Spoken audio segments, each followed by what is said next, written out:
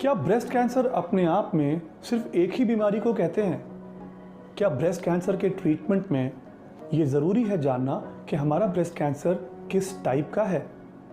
क्या breast cancer भी तेज़ रफ्तार या हल्की रफ्तार का हो सकता है? My name is Dr. Suhail Qureshi and I am a medical oncologist at Fortis Hospital, Shalimar Bagh. आज हम ब्रेस्ट कैंसर के कुछ प्रमुख टाइप्स के बारे में बात करेंगे, जिनको समझना इसलिए ज़रूरी है कि उन टाइप्स को पता लगने के बाद हमारे ट्रीटमेंट डिसीजंस चेंज होते हैं और उन टाइप्स के पता लगने से न केवल हमारा ट्रीटमेंट बल्कि हमारा आउटकम भी यानी प्रोग्नोसिस भी प्रभावित होता है। So whenever you are diagnosed with breast cancer, आपका डॉक्टर जनरली आपको, आपके ऑन्कोलॉजिस्ट ये कहेंगे कि इसके ऊपर जो बायोप्सी का टुकड़ा लिया गया है, इस पे कुछ मार्कर्स की टेस्टिंग होनी चाहिए। Those markers are called IHC markers, which stands for immunohistochemistry markers. These markers are actually performed on the biopsy tissue and they enable us to know कि कोई कैंसर किस रफ्तार का, किस स्पीड का है और उसको ट्रीटमेंट करने के लिए कौन सी दवाइयाँ उपलब्ध रहेंगी या उपयोगी रहेंगी।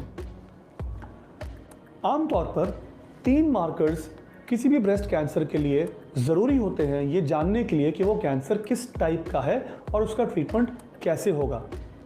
वो 3 मार्कर्स हैं ER यानी ईस्ट्रोजन रिसेप्टर मार्कर, PR यानी प्रोजेस्टेरॉन रिसेप्टर और तीसरा मार्कर है HER2/neu।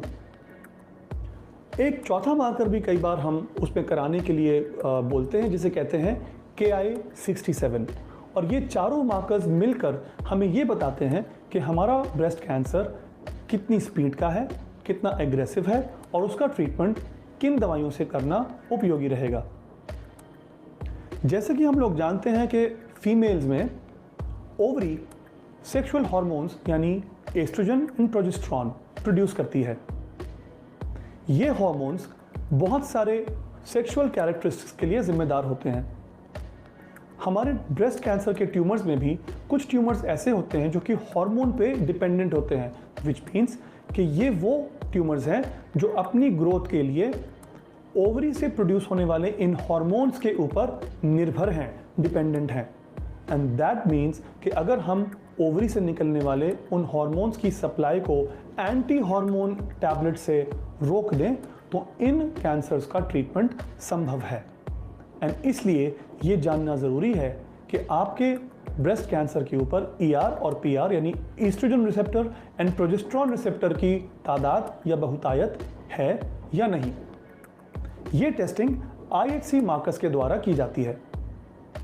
तीसरा मार्कर है HER2/neu।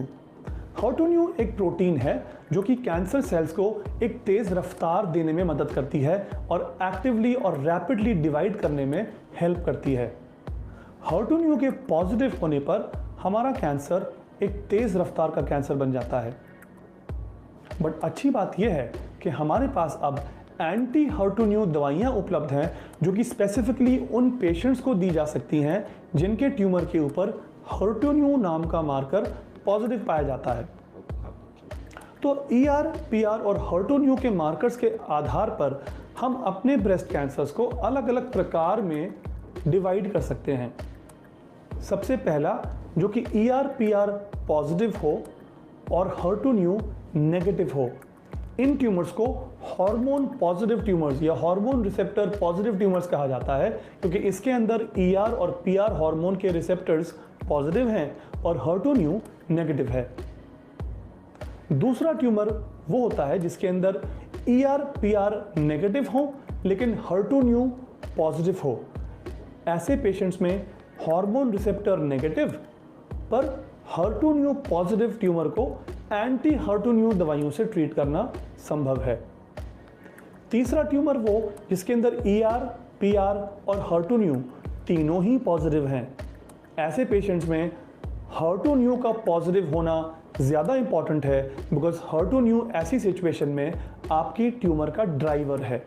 सो फॉर एग्जाम्पल, अगर मैं आपके ट्यूमर को एक गाड़ी के रूप में, एक बस के रूप में इमेजिन करूं, तो उस बस का ड्राइवर HER2/neu है, whereas ER और PR उसके हेल्पर या यूं कहें कि शायद बस का कंडक्टर है।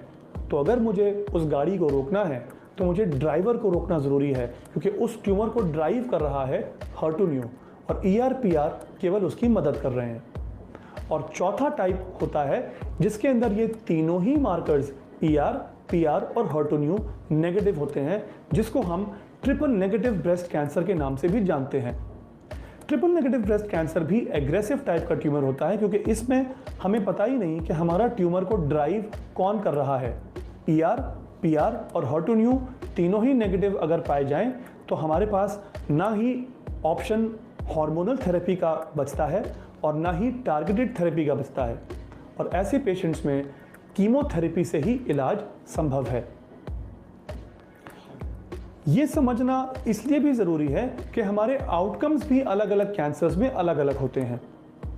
जनरली ER/PR पॉजिटिव ट्यूमर्स जो HER2/neu नेगेटिव हों, ये स्लो रफ्तार के ट्यूमर्स माने जाते हैं, और ऐसे पेशेंट्स में अगर अर्ली स्टेज में डिटेक्ट हो जाएं तो शायद हमारे पेशेंट्स अर्ली स्टेज में कीमोथेरेपी से बच सकते हैं और सर्जरी करा के ब्रेस्ट ट्यूमर को रिमूव करा के केवल ओरल टैबलेट्स पर अपनी बीमारी को रोकने के लिए लंबे समय तक फिट रह सकते हैं।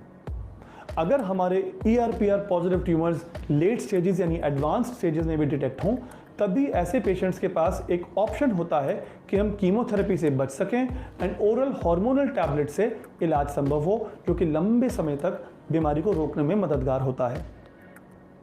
जिन पेशेंट्स में HER2/neu पॉजिटिव आता है, उन पेशेंट्स में एंटी HER2/neu ट्रीटमेंट हमारे इलाज का मेन स्टे यानी कॉर्नरस्टोन होता है। इसलिए इन मरीजों में एंटी HER2/neu दवाइयां टारगेटेड थेरेपी के द्वारा देकर इलाज को सक्सेसफुल बनाया जा सकता है। आज की डेट में एंटी HER2/neu ट्रीटमेंट के लिए बहुत सारी दवाइयां उपलब्ध हैं, और एक के बाद एक अगर एक इलाज फेल भी होता है तो नेक्स्ट लाइन ऑफ ट्रीटमेंट उसके लिए तैयार है। और आज की मेडिकल साइंस में एंटी HER2/neu ट्रीटमेंट्स के लिए बहुत सारी दवाइयाँ उपलब्ध हैं, जिसके लिए आप अपने मेडिकल ऑन्कोलॉजिस्ट से बात करें, जो कि आपको इसके बारे में और बेहतर जानकारी देंगे।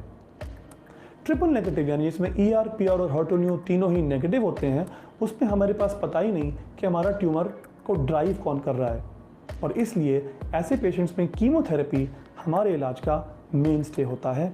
और ऐसे ट्यूमर्स आमतौर पर जल्दी वापस आने की कोशिश भी करते हैं, क्योंकि इसमें ड्राइवर हमारी आंखों से ओझल है। कुछ ब्रेस्ट कैंसर्स में जब यंग एज में डिटेक्ट होता है तो हमको जेनेटिक टेस्टिंग करके ये भी रूल आउट करना चाहिए कि कहीं पेशेंट में कोई वंशानुगत ऐसा जीन तो नहीं जो कि उस ब्रेस्ट कैंसर के लिए जिम्मेदार हो। बहुत कॉमनली आप लोगों ने BRCA1 एंड BRCA2 के बारे में सुना होगा, जो कि breast cancer and ovarian cancer करने के लिए बहुत कॉमनली जाना जाता है। ऐसे पेशेंट्स के ट्रीटमेंट के लिए हम एक और वीडियो में आपके पास जानकारी लेकर आएंगे, पर आज के लिए ये समझना ज़रूरी है कि किसी भी बायोप्सी करने के बाद ब्रेस्ट कैंसर अपने आप में कोई एक डायग्नोसिस नहीं है, और जब तक कि उसके ऊपर ER/PR और HER2/neu के टेस्टिंग ना हो, हम उसके इलाज के लिए और उस इलाज की आउटकम के लिए सारे आंसर्स नहीं दे पाएंगे। For more information please contact your medical oncologist.